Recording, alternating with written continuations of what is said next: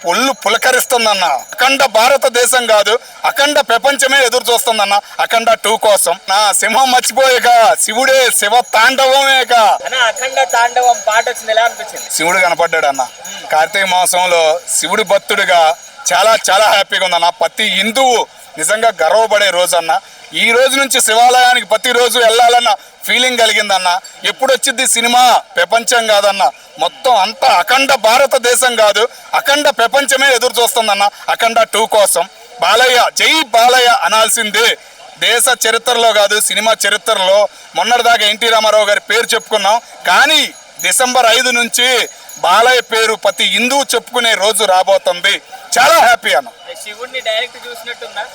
నిజంగా చూస్తుంటే తాండవం, విలయ తాండవం, ఒళ్ళు పులకరిచ్చిద్ది అంటారు చూసారా, అలా ఉందన్న. అది ఆ తాండవం, ఆ డమ్ము, ఆ మ్యూజిక్ అంతా సూపర్ అన్న.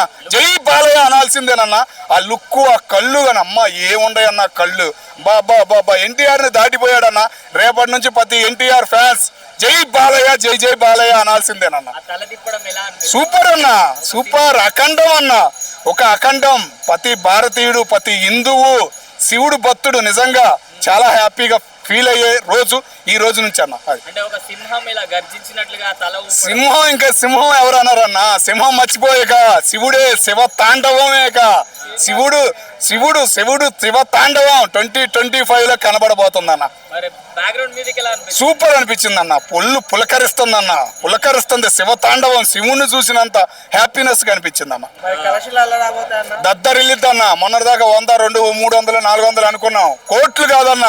ప్రతి భారతీయుడు, ముఖ్యంగా ప్రతి హిందువు తలెత్తుకుని చూడాలి, శివుణ్ణి చూడాలి అంటే వెళ్లాల్సిందే అఖండ 2 కన్నా.